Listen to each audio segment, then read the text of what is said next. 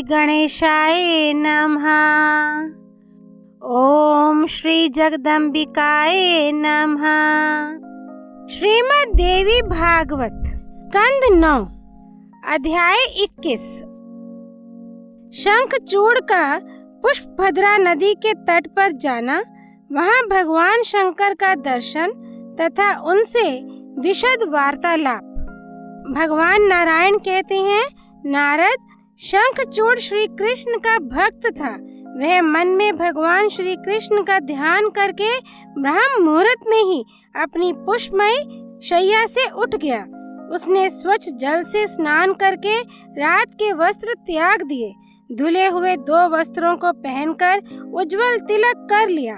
फिर इष्ट देवता के वंदन आदि प्रतिदिन के आवश्यक कर्तव्यों को पूरा किया। दही, घृत, मधु और लाजा आदि मांगलिक वस्तुएं देखीं। नारद, प्रतिदिन की भांति उसने भक्ति पूर्वक ब्राह्मणों को उत्तम रत्न, मणि, स्वर्ण और वस्त्र दान किए। यात्रा मंगलमय होने के लिए उसने अमूल्य रत्न तथा कुछ मोती, मणि एवं हीरे भी अपने गुरुदेव ब्राह्मण की सेवा में समर्पण किए। वह अपने कल्याणार्थ श्रेष्ठ हाथी, घोड़े और सर्वोत्तम सुंदर धन दरिद्र ब्राह्मणों को खुले हाथों बांटने लगा। उस समय हजारों वस्तु पूर्ण भवन, लाखों नगर तथा असंख्य गांव शंखचूड़ ने दान रूप में ब्राह्मणों को दिए। इसके बाद उसने अपने पुत्र को संपूर्ण दानवों का राजा बनाकर उसे अपनी प्रेयसी पत्नी, राज्य, संपूर्ण संपत्ति, प्रजा एवं सेवक वर्ग, कोष तथा हाथी घोड़े आदि वाहन सौंप दिए। उसने स्वयं कवच पहन लिया, हाथ में धनुष और बाण ले लिए। सब सैनिकों को एकत्र किया। 3 लाख घोड़े और 1 लाख उत्तम श्रेणी के हाथी उपस्थित हुए। 10,000 रथ तथा 3-3 करोड़ धनुर्धारी, कवचधारी और त्रिशूलधारी वीर उसकी सेना के अंग बने। नारद, इस प्रकार दानवेश्वर शंखचूड़ ने अपरिमित सेना सजा ली। युद्ध शास्त्र के पारगामी एक महारथी वीर को सेनापति के पद पर नियुक्त किया। महारथी उसे समझना चाहिए जो रथियों में श्रेष्ठ हो। राजा शंखचूड़ ने उस महारथी को अगणित अक्षौहिणी सेना पर अधिकार प्रदान कर दिया। उस सेनाध्यक्ष में ऐसी योग्यता थी कि स्वयं 30 अक्षौहिणी सेना से अपनी सेना को बचा सकता था। तत्पश्चात शंखचूड़ मन ही मन भगवान श्री कृष्ण का स्मरण करता हुआ बाहर निकला। उत्तम रत्नों से बने हुए विमान पर सवार हुआ और गुरुवरों को आगे करके भगवान शंकर की सेवा में चल दिया। नारद, पुष्पभद्रा नदी के तट पर एक सुंदर अक्षय वट है। वहीं सिद्धों के बहुत से आश्रम हैं। उस स्थान को सिद्ध क्षेत्र कहा गया है। यह पवित्र स्थान भारतवर्ष में है। इसे कपिल मुनि की तपोभूमि कहते हैं। यह पश्चिमी समुद्र से पूर्व तथा मल्ले पर्वत से पश्चिम में है। श्रीशैल पर्वत से उत्तर तथा गंधमादन से दक्षिण भाग में है। इसकी चौड़ाई 5 योजन है और लंबाई 500 योजन। वहाँ भारतवर्ष में एक पुण्यप्रदा नदी बहती है। उसका जल स्वच्छ स्फटिक मणि के समान उद्भासित होता है। वह जल से कभी खाली नहीं होती। उसे पुष्पभद्रा कहते हैं। वह नदी समुद्र की पत्नी रूप से विराजमान होकर सदा सौभाग्यवती बनी रहती है। उसका उद्गम स्थान हिमालय है। कुछ दूर आगे आने पर शरावती नाम की नदी उसमें मिल गई है। गोमती नदी उसकी बाईं ओर बहती है। अंत में पश्चिमी समुद्र से उसका संगम हो गया है।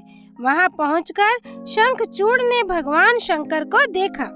उस समय भगवान शंकर वट वृक्ष के नीचे विराजमान थे। उनका विग्रह करोड़ों सूर्यों के समान उद्भासित हो रहा था। वे योगासन से मुद्रा लगाकर बैठे थे। मुखमंडल मुस्कान से भरा था।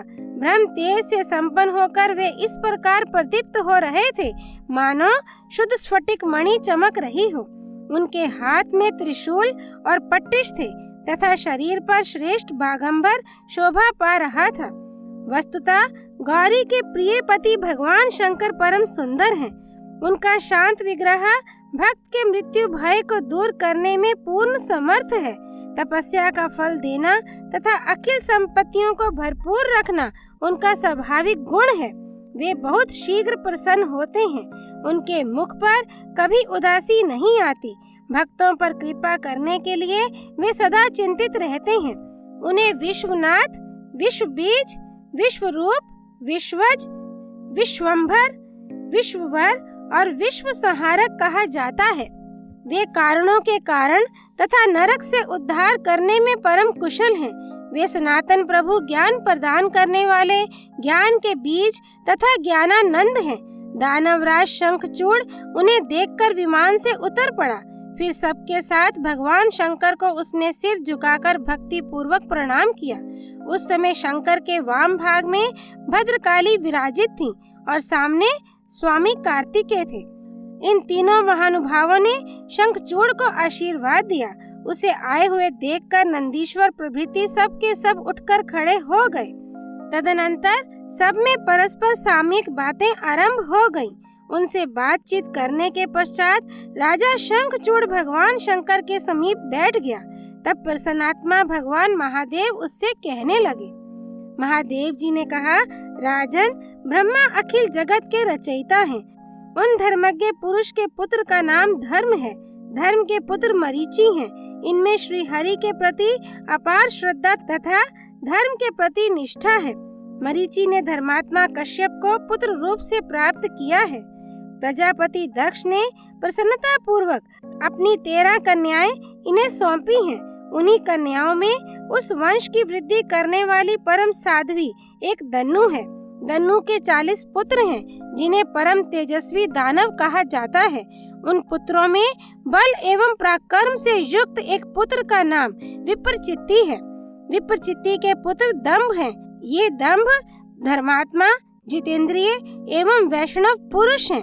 इन्होंने शुक्राचार्य को गुरु बनाकर भगवान श्री कृष्ण के उत्तम मंत्र का पुष्कर क्षेत्र में लाख वर्ष तक जप किया था।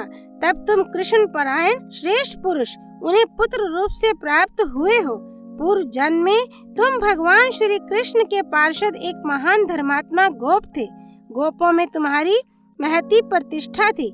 इस समय तुम राधिका के शाप से भारतवर्ष में आकर दानवेश्वर बने हो। वैष्णव पुरुष ब्रह्मा से लेकर स्तंभ पर्यंत सारी वस्तुओं को तुच्छ मानते हैं। उन्हें केवल भगवान श्री हरि की सेवा ही अभिष्ट है। सालोक्य, सारिष्टि, सायुज्य और सामीप्य, इन 4 प्रकार की मुक्तियों तक को वे दिए जाने पर भी स्वीकार नहीं करते। उनके मन में ब्रह्मत्व अथवा अमरत्व के प्रति कोई आस्था नहीं है। इंद्रत्व या मनुष्यत्व को तो वे किसी भी गणना में स्थान नहीं देते। तुम वही परम वैष्णव श्री कृष्ण भक्त पुरुष हो। फिर देवताओं के राज्य विषयक तुच्छ पदार्थ में क्यों तुम्हारी बुद्धि चक्कर काट रही है? राजन, तुम देवताओं का राज्य वापस करके मेरी प्रीति की रक्षा करो। तुम अपने राज्य में सुख से रहो और देवता अपने स्थान पर रहें। इस विरोध से कोई प्रयोजन नहीं, क्योंकि सब के सब एक कश्यप जी के ही तो वंश हैं। ब्रह्म हत्या आदि से उत्पन्न हुए जितने पाप हैं, उनकी यदि जाति द्रोह संबंधी पापों से तुलना की जाए तो वे 16वीं कला के बराबर भी नहीं हो सकते। राजेंद्र, यदि तुम अपनी संपत्ति की हानि समझते हो तो भला सोचो तो कौन ऐसे पुरुष हैं जिनकी सदा एक सी स्थिति बनी रह सकी है। प्राकृतिक प्रलय के समय ब्रह्मा भी अंतर्धान हो जाते हैं, पर भ्रम के प्रभाव से फिर उनका प्राकट्य हो जाता है। उस समय उनकी स्मृति लुप्त सी रहती है। ईश्वर की इच्छा से तपस्या करके वे परम ज्ञानी बन जाते हैं, यह निश्चित है। फिर वे ज्ञान पूर्वक कर्मशः सृष्टि करते हैं, अतएव उन्हें सृष्टा की उपाधि मिलती है। राजन, सत्य युग में कोई असत्य भाषण नहीं करते, इसलिए उस युग में धर्म अपने परिपूर्णतम अंशों से सदा विराजमान रहता है। वही धर्म त्रेता में 3 भाग से, द्वापर में 2 भाग से तथा कली में 1 भाग से युक्त कहा जाता है। पूर्व के क्रम से एक अंश कम होता रहता है। अमावस्या के चंद्रमा की भांति कली के अंत में धर्म की कला केवल नाम मात्र रह जाती है। ग्रीष्म ऋतु में सूर्य का जैसा तेज रहता है वैसा फिर शिष्य ऋतु में नहीं रह सकता। एक दिन में ही प्रातः, संध्या और मध्याह्न के अवसर पर सूर्य समान ताप पहुंचाने में असमर्थ होते हैं। काल के क्रम से उदय होकर वे बाल सूर्य की उपाधि धारण करते हैं। तत्पश्चात उनका रूप अत्यंत प्रचंड हो जाता है। समय आने पर फिर वे अस्त भी हो जाते हैं। कभी तो काल दिन को ही ऐसा दुर्दिन बना देता है कि उन्हें दिन में ही छिप जाना पड़ता है। राहु से ग्रस्त होने पर सूर्य कांपने लगते हैं। पुनः थोड़ी देर के बाद प्रसन्नता आ जाती है। राजन, पूर्णिमा के अवसर पर चंद्रमा जैसे अपनी सभी कलाओं से युक्त रहते हैं वैसे सदा नहीं रह सकते। प्रतिदिन उनकी कला में ह्रास होता रहता है, फिर वे पुष्ट भी हो जाते हैं। अमावस्या से इनके अंश में एक एक कला की प्रतिदिन वृद्धि होती है। शुक्ल पक्ष में वे शोभा युक्त रहते और कृष्ण पक्ष में पुनः म्लान हो जाते हैं। ग्रहण के अवसर पर उनकी शोभा नष्ट हो जाती है तथा दुर्दिन आने पर अर्थात मेघाच्छन्न आकाश में वे नहीं चमक पाते। काल भेद के अनुसार चंद्रमा किसी समय शुक्ल तो किसी समय कृष्ण हुआ करते हैं। बलि सुत्तर लोक के इंद्र होंगे। यद्यपि इस समय इनका राज्य छिन गया है, समय पर विश्व नष्ट होते हैं और काल के प्रभाव से पुनः उनकी उत्पत्ति भी होती है। चराचर अखिल जगत काल की प्रेरणा के अनुसार सृष्टि और संहार शब्द को सार्थक करते हैं। केवल परब्रह्म परमात्मा से ही काल की समता की जा सकती है, कारण वे ही परमेश्वर हैं। उन्हीं की कृपा से मुझे भी मृत्युंजय होने का सौभाग्य प्राप्त हुआ है। अतएव जिसे कोई नहीं देख सकता उस प्राकृत परले को मैं बार बार देखता हूँ। वे परमेश्वर ही प्रकृति रूप हैं और उन्हीं को पुरुष भी कहा जाता है। वे ही आत्मा और वे ही जीव हैं। वे नाना प्रकार के रूप धारण करके सदा कार्य में संलग्न रहते हैं। कार्य के अनुसार उनमें नाम और गुण की प्रसिद्धि होती है। उन्हीं परमेश्वर से सृष्टिकर्ता ब्रह्मा, पालनकर्ता विष्णु तथा संहारकर्ता मैं महादेव प्रादुर्भूत हुए हैं। उन्हीं की कृपा से हम सब लोग जगत के शासक बने हैं। राजन, इस समय में परलयाग्नि के समान भयंकर रुद्र को संहार के कार्य में नियुक्त करके स्वयं उन परमेश्वर के नाम और गुण का निरंतर कीर्तन करता हूँ। इसी से मृत्यु मुझ पर अपना प्रभाव नहीं डाल सकती। इस ज्ञान की महिमा से मैं सदा निर्भय रहता हूँ। मृत्यु भी मृत्यु के भय से इस प्रकार डरती है जैसे गरुड़ से सर्प डरते हैं। नारद, उस समय सर्वेश भगवान शंकर सभा के मध्य भाग में विराजमान थे। पूरी तत्परता के साथ संपूर्ण भावों को प्रदर्शित करते हुए शंखचूड़ से उपयुक्त बातें कहकर वे चुप हो गए। तब दानवराज ने उनके वचन सुनकर उनकी भूरी भूरी प्रशंसा की, साथ ही मधुर वाणी में विनय पूर्वक अपना भाषण आरंभ किया। शंखचूड़ ने कहा, भगवान, आपने जो कुछ कहा है उसे कभी अन्यथा नहीं माना जा सकता, परंतु कुछ मेरी भी यथार्थ प्रार्थना है, उसे सुनने की कृपा करें। अभी आपने जाति द्रोह के विषय में जो महान पाप बतलाया है सो ठीक है। मैं इस समस्त बलि के ऐश्वर्य को पाताल से उठाकर लाया हूँ, अतः इस पर मेरा ही पूर्ण अधिकार है। उस समय वहाँ भगवान श्री हरि गदा लेकर पहरा दे रहे थे, अतः मैं बलि को नहीं ला सका। पर ब्रह्म परमात्मा प्रकृति स्वरूप हैं। ये विश्व उनके मनोरंजन की सामग्री है। वे जिस समय जिसको जो संपत्ति प्रदान करते हैं वह उसी की संपत्ति मानी जा सकती है। इस वैभव के विषय में देवताओं और दानवों का विवाद सदा से चला आ रहा है, कभी इसका अंत नहीं होता। समयानुसार क्रमशः कभी वे जीतते हैं और कभी हारते हैं, वैसे ही हम भी समयानुसार जीतते हारते हैं। इसलिए हम दोनों पक्ष के विरोध में आपका आना संगत नहीं जान पड़ता। आप तो हम दोनों के एक समान संबंधी, बंधु, ईश्वर एवं परमात्मा ठहरे। यदि इस समय हमारे साथ आपका युद्ध ठन जाए तो यह आपके लिए लज्जा की बात होगी।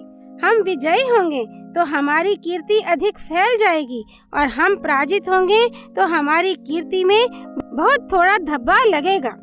मुने शंखचूड़ के ये वचन सुनकर भगवान त्रिलोचन हंसने लगे।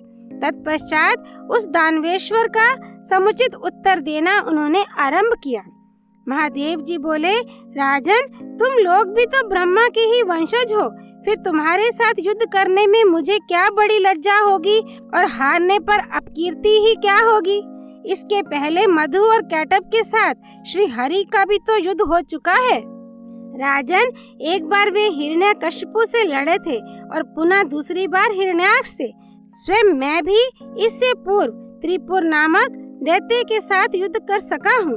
यही नहीं, किंतु प्राचीन समय में जो सर्वेश्वरी एवं प्रकृति नाम से प्रसिद्ध भगवती जगदम्बा हैं, जिनका शुंभ आदि असुरों के साथ अत्यंत अद्भुत युद्ध हुआ था। तुम तो स्वयं परमात्मा श्री कृष्ण के अंश और उनके पार्षद हो। जो जो दैत्य मारे गए हैं, उनमें से कोई भी तुम्हारे जैसे बलवान नहीं थे। फिर राजन, तुम्हारे साथ युद्ध करने में मुझे क्या लज्जा है। देवता भगवान श्री हरि की शरण में गए हैं, तभी उन्होंने मुझे तुम्हारे पास भेजा है। अतः देवताओं का राज्य तुम लौटा दो। बस मेरे कहने का निश्चित अभिप्राय यही है, अथवा मेरे साथ प्रसन्नता से लड़ने के लिए तैयार हो जाओ। अब अधिक शब्दों के अपव्यय करने का क्या प्रयोजन है। नारद, जब इस प्रकार कहकर भगवान शंकर चुप हो गए, तब शंखचूड़ भी अपने मंत्रियों के साथ तुरंत वहां से उठकर जाने को तैयार हो गया। अध्याय 21 संपूर्ण। श्री हरि नारायण भगवान की जय। देव ऋषि नारद की जय। हर हर महादेव। श्री भगवती देवी अर्पणमस्तु।